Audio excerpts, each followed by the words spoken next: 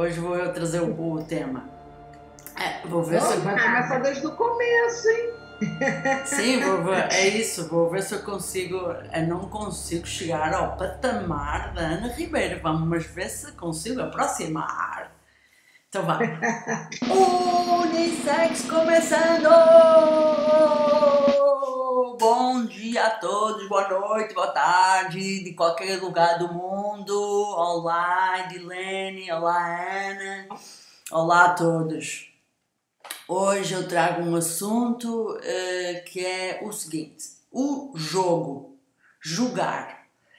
Eu queria muito ouvir as duas e também quero falar algumas coisas, mas sobre o que é o jogo, a importância que tem jogar para a criança, a importância que tem jogar para as pessoas, até no esporte, na vida, a maneira como as pessoas deviam manter uma aprendizagem correta, porque parece que as pessoas estão a aprender cada vez mais as regras enviesadas dos jogos.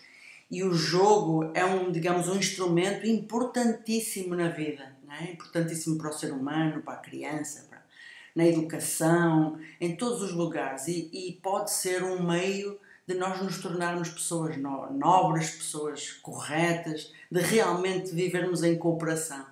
Só que eu queria também ouvir a vossa opinião e vou passar já para as duas. Não sei quem é que quer apanhar a bola. Eu vou começar. Olha, eu tenho muitas perturbações quando a gente vai falar de criança atualmente.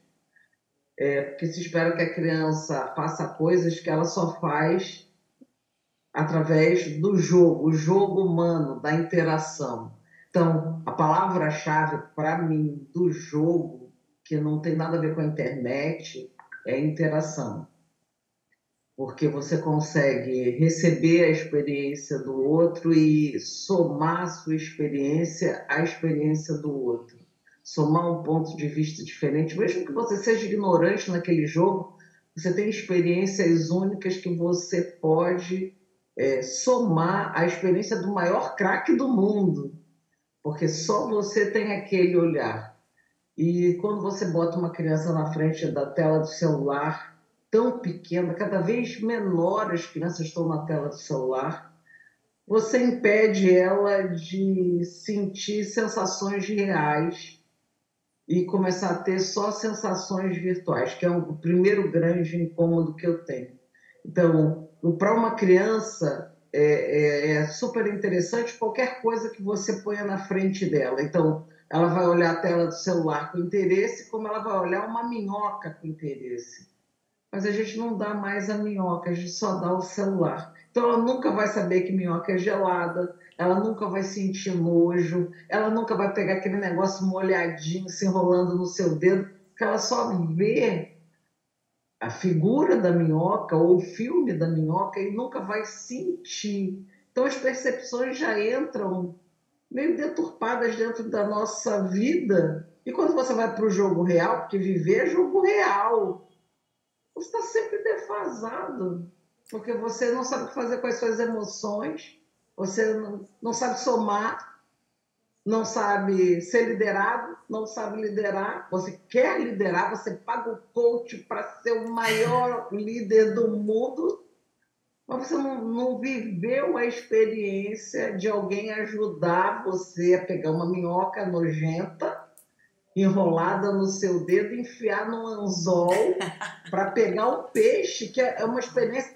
Eu já fiz isso, gente, é uma experiência louca, estranha, porque você quer fazer, você está matando a minhoca está lá se rebolando no seu dedo, ela é gelada, é molhada, ou a experiência de sentir uma lagartixa caindo em cima do seu pé, que aqui em casa eu vivo, está cheio de lagartixa. Ana Ribeiro, daqui a bocado vai para os dinossauros. Espera aí, Ana Ribeiro.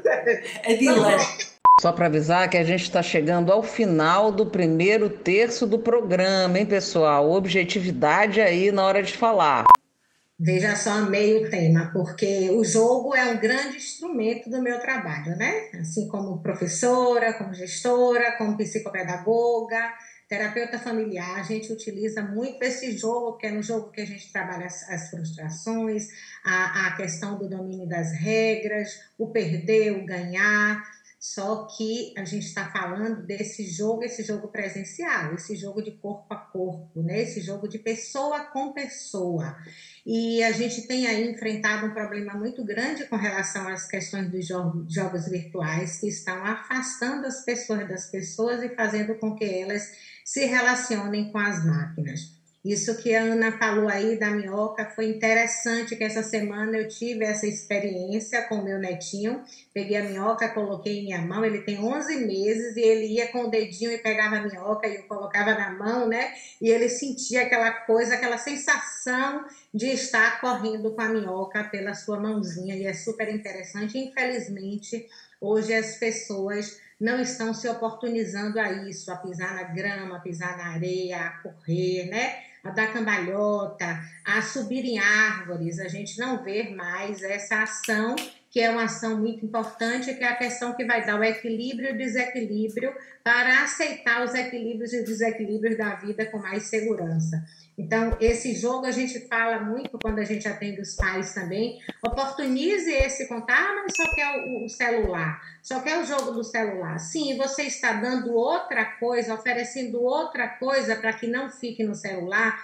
Já jogou tabuleiro? Você sabe jogar dominó? Vai ensinar seu filho a jogar dominó, porque a gente às vezes diz que eles não querem fazer mais nada. Mas nós não ensinamos a jogar agude, a soltar peão, a empinar pipa. Ah, tem violência. Mas num cantinho de casa dá para a gente montar, né? Em qualquer espaço, uma mesa a gente joga.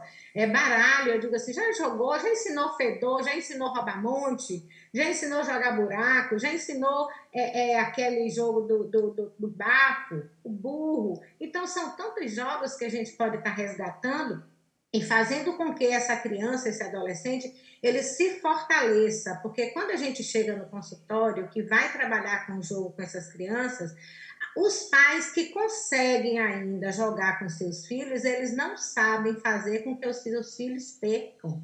Então, eles estão sempre deixando os meninos vencerem e nisso eles não aceitam a frustração. Quando chega com o coleguinha, com os seus pares, eles brigam porque eles querem sempre ganhar. Então, a gente está passando aí por um conflito muito grande com essa questão da relação do jogo, que é importantíssimo. E a outra coisa, a gente está falando do jogo, mas veja, continua sendo um jogo quando você é gerente e quer chegar a diretor de uma empresa, porque você precisa escalar, você precisa se escalar o seu talento e ir em frente sem quebrar a canelinha do colega, sem fazer falta, dar tapa na cara dele, esconder do juízo que você está fazendo. Tudo você aprende a projetar a partir do jogo. Então, o que a gente está vendo hoje na sociedade? Jogo sujo. Todo mundo joga por debaixo do tapete. E quem está jogando por cima do tapete, com toda honestidade, as pessoas dizem, pô, esse cara é otário, pô, esse cara aí é honesto. Honestidade virar ser otário. O nosso jogo está ficando errado, porque a gente não está ensinando nada. A gente só, atualmente, usa a palavra jogo para ganhar. E jogo não é ganhar. Jogo é você entrar numa competição de igual para igual. Vença o melhor. Eu vou dar o melhor de mim. Quem dá o melhor de si? A gente vê, a maior parte das vezes, as pessoas dando o pior de si, a maior maldade, a maior desonestidade para ganhar o jogo. Mas não é só ganhar. O jogo não é ganhar. E as pessoas estão perdendo de vista até isso, que é o começo. O jogo não é ganhar, o jogo é a interação. Porque mesmo que você perca, você já está ganhando porque ganhou a interação. E o jogo permite descoberta. É isso, as crianças, como disse a Dilane e a Ana, as crianças e as pessoas estão-se a habituar a entrar no jogo quando já sabem que vão ganhar. Elas não querem entrar no jogo quando elas não sabem, quando elas têm medo de perder. E aí é precisamente um dos problemas, é que você precisa entrar no jogo quando não sabe nada, que é para aprender com o outro. E eu lembro-me do Júlio Rezende, um pianista que fez um programa connosco. Ele é um baita pianista e ele disse, que ele começou por jogar, brincar com o piano. Ficou ali, jogando, procurando. Aquilo que as crianças hoje em dia fazem com o celular, porque elas dominam o celular, dominam o computador, dominam a internet. Porquê? Porque elas jogam ali. Aquilo é um mundo de exploração. Só que é como vocês falam, é um mundo de exploração sem corpo. Sem corpo, meu Deus, é uma perda horrível.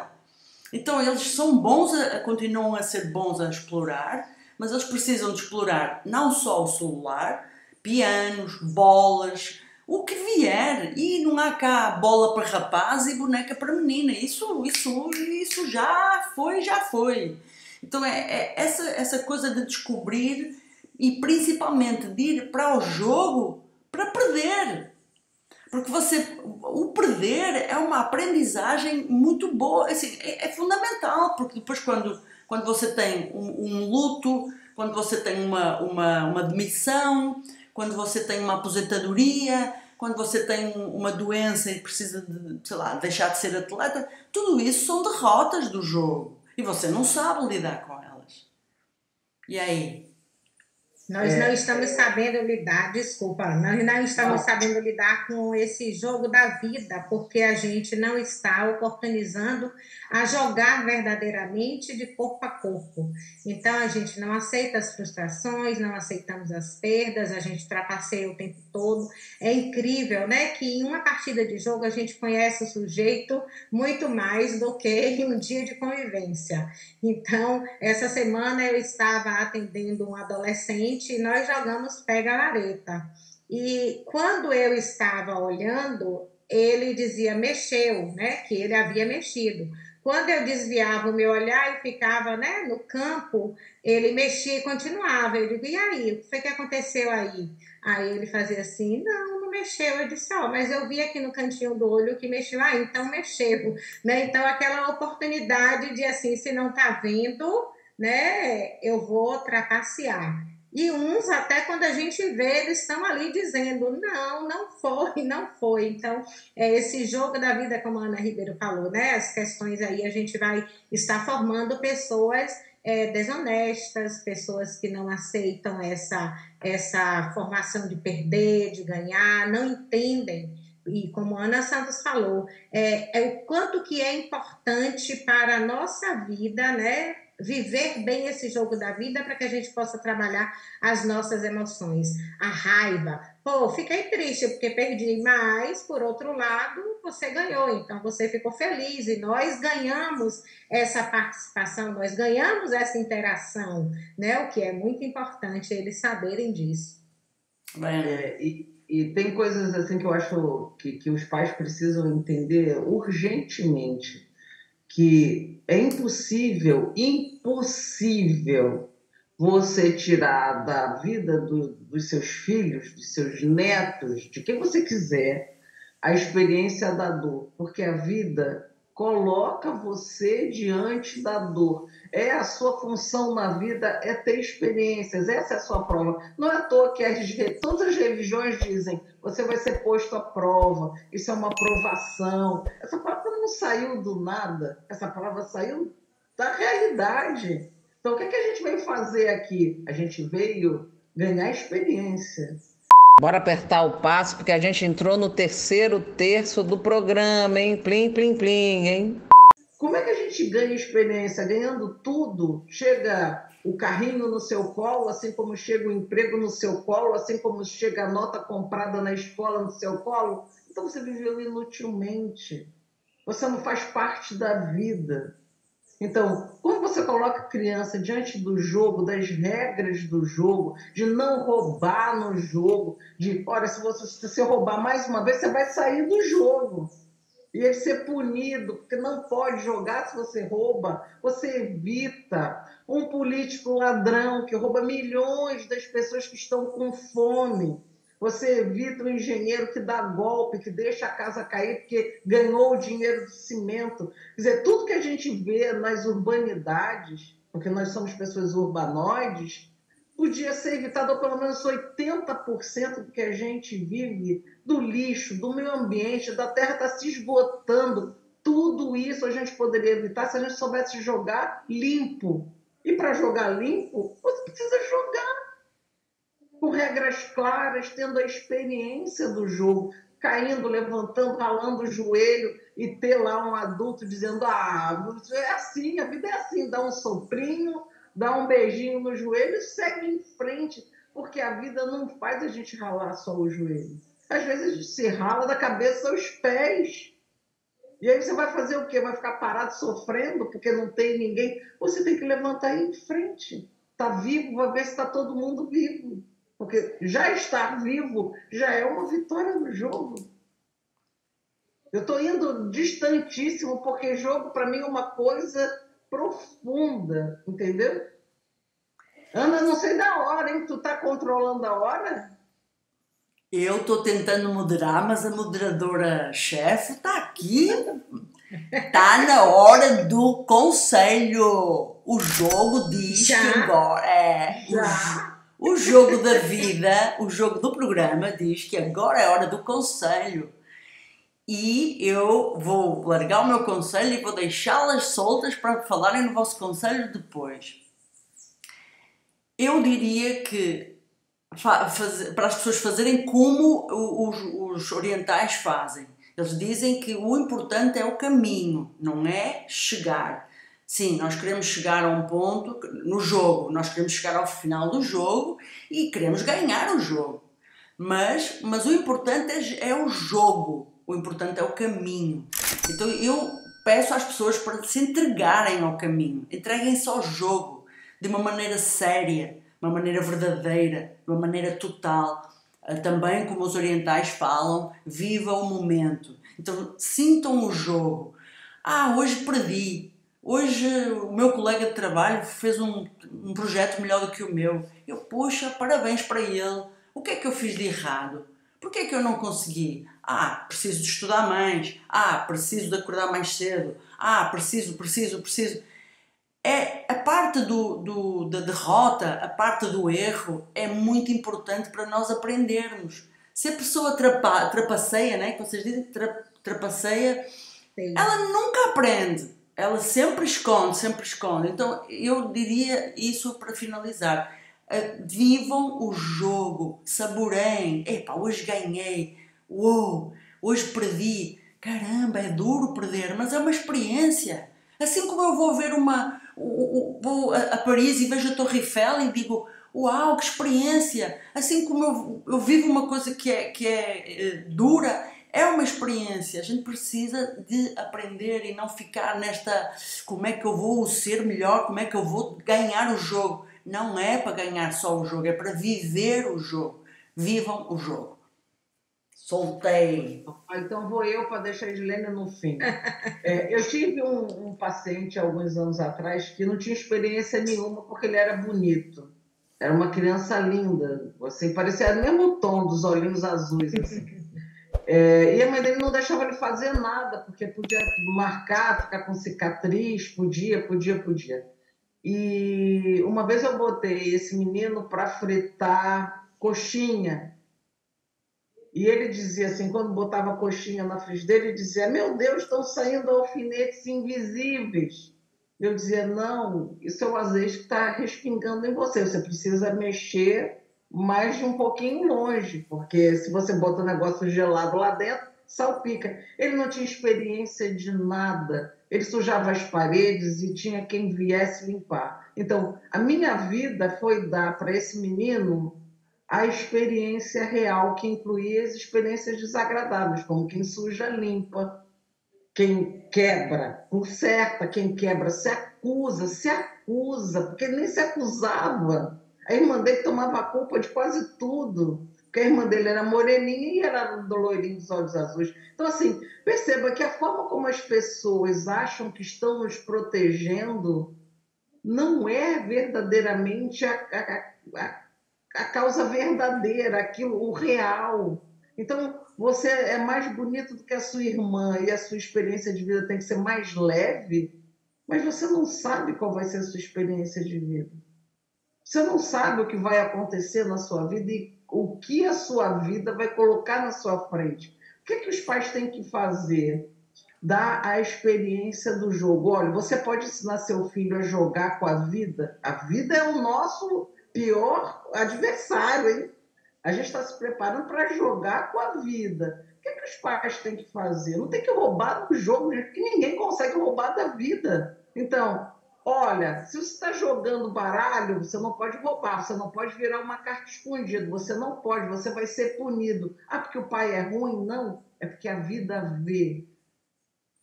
Então, é importantíssimo os pais entenderem que a experiência do jogo não é para você ganhar aquele jogo. O seu adversário verdadeiro não é seu tio, não é seu coleguinha, não é o dinheiro que você está roubando da empresa. O seu adversário verdadeiro é a vida. E você não sabe o que o seu adversário tem na mente. Ninguém sabe. Olha, isso valeria era o conselho de $1 trilhão. Eu sei o que é que a vida me reserva? Não, ninguém sabe. É um adversário mais difícil da história. Ninguém nunca conseguiu entender como é que esse adversário propõe uma jogada. Então, vamos preparar as crianças para esse adversário, gente. Porque ninguém consegue adivinhar quem é o adversário. O que é que a vida nos prepara? Vai, Edilene.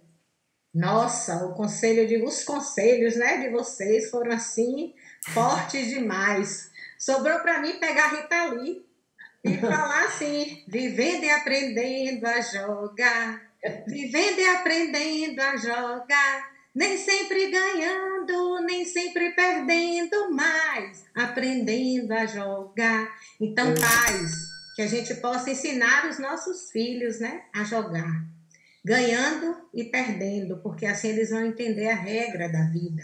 A vida, ela é cheia de regras e a gente precisa saber viver o sim, saber viver o não. Então, oportunizem esse jogo de corpo a corpo, esse jogo de corpo e alma. Não é só também sentar, pegar e jogar. A Ana trouxe aí um exemplo da coxinha. A gente pode jogar com os nossos filhos descascando legumes, cortando queijo, e assim, vamos ver quantos pedacinhos de queijo você consegue cortar, quantos eu consigo. Ah, eu não consigo ainda, então vai conseguir, vamos lá, pode trocar essa faca. Então, assim, muitas das nossas ações em casa, nós podemos estar oportunizando a essa criança, esse adolescente a estarem jogando e a estarem entendendo a questão da vida, para que possam fazer essas funções executivas muito bem. Porque hoje as crianças, elas não sabem mais amarrar um cadastro, elas não sabem direito subir uma escada, a coordenação motora está muito indesejada, né? Ela não está concluída, não está fortalecida, eles não têm mais força nas mãos, força nos braços, porque eles só trabalham, né, com os dedinhos, então deixam de trabalhar outras partes do corpo. Então, vamos aprender a viver jogando, ganhando e perdendo, dando regras, limites e traçando metas, que é algo também que a gente está aí, né, com uma defasagem muito grande, que as crianças, elas querem ser alguma coisa, mas elas não fazem nada para ser. Elas querem passar de ano, mas elas não estudam para passar. Elas querem ser um bom jogador, quero ser um bom jogador, mas não treinam para ser. Querem ser uma boa dançarina, mas não treinam para dançar. Então, querem tudo, mas não criam metas para fazer. E essas metas também, regras, metas, frustração de ganhar, perder, alegria, isso tudo a gente trabalha no jogo. Então, vamos viver e aprender a jogar ganhando e perdendo, como diz a nossa Rita Lee. E é isso aí! E mais, quem está ouvindo o programa, fique sabendo. Não fique vendo se Ana Ribeiro falou melhor do que a Ana Santos ou do que a Dilene. Neste jogo ganhamos as 3 e ganharam vocês também. É isso aí! Beijo! Gostei!